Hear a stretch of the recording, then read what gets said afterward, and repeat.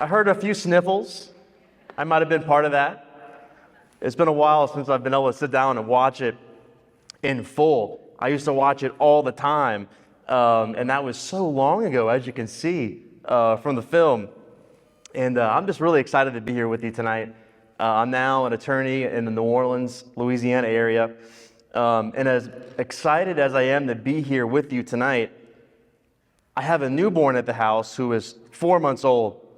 So I'm equally as excited to go back to that hotel tonight and get a good night's sleep. But I got to tell my wife it wasn't too good of a night's sleep, right? As you can tell, I live in Parker Avenue is really special for me. It's been a project of love for me for so many years. That's gone back to 2011 when all of it started to really unfold. And it's been so special to so many people. The same parts seem to get me every time. The letter scene, the reunion scene, and then to me, my favorite part of the film is at the end when they really tie together the reason for the name of the documentary, I Lived on Parker Avenue. And when we filmed this, we really didn't know what we were doing. And I really shouldn't even say film because this is something we lived. We lived this in real life. And we were just thankful enough to have a video guy with us there filming this reunion. We didn't know what we were going to do with it. We didn't know who would watch it. We didn't know if anyone would even watch it. We didn't know what God would do with this story. We just wanted to impact even one person on the adoption option. And I can tell you without a doubt, we have met that goal. We have impacted thousands of people around the country. We've been able to travel around the country, and we've been able to meet so many people who have been affected by this documentary. Adoptees, birth parents, adoptive parents.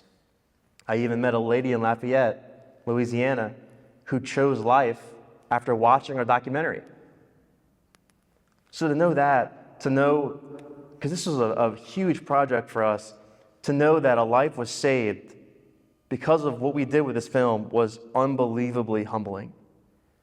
And there's so many stories, so many other adoptees who found courage to share that they were adopted, that shared the same sentiments like I did when I was younger.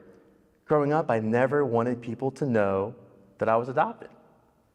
It always made me feel different. It made me feel like I didn't fit in. And I say that because growing up, when people would find out that you're adopted, they would ask, well, who's your real mom? Or who's your real dad? And that's not what adoption is. There's a big difference between my birth mother and my birth father and my dad and my mom. So I grew up with these stigmas that somehow an adopted child is lesser than a biological child, or somehow the adoptive parents aren't the true parents. So for us, for me, for I live in the Parker Avenue, this was a chance. This was a chance to address those stigmas. This was a chance to show the realities of adoption from all different sides, not just from the adoptee side, but from the birth parent side and from the adoptive parent side as well. It's a chance to reclaim the beauty of adoption. And then God took this story to the next level that we never thought would ever happen. We always joked about it being a movie. And I always joked with my dad about how cool it would be if, someone like Harrison Ford played you in a movie. And then we just got Kirk Cameron. Anyway, I could talk for hours on this. There's so many experiences with the film, the people it's touched, the way God has continued to use this story in so many avenues and for so many years. I started sharing this story in 2011, and now it's 2025, and it's still going. So to conclude, I really just want to say thank you. Thank you for the work the Pregnancy Resource Center does. Thank you for your attendance tonight, for being here, and for supporting the Pregnancy Resource Center. If I leave you with anything tonight, I hope it's the fact that I was seconds away from not being here. I was seconds away from being just another abortion that occurred that day in Indiana. And I'm standing here today because of that pro-life protester, praying for my birth mother on the sidewalk, trying to get her to change her mind. The one that told my birth mother, your baby has 10 fingers and 10 toes. And I'm also here today because of my birth mother who was indisputably brave, someone who could have very well chosen the other option. That would have been a lot easier. Some say that would have been a much easier option at the time. And she had the resources and the courage to get off that table and choose adoption. And that's how I'm here today. Without that pro-life protester, I would not be standing in front of you today. Without my birth mother, who found a center just like this to be able to share with her the adoption option, I wouldn't be here today. And if I wouldn't be here today, you would have needed a new speaker. And that would have been sad. I mean, you guys are already stuck with the Dallas Cowboys. That's got to be sad enough.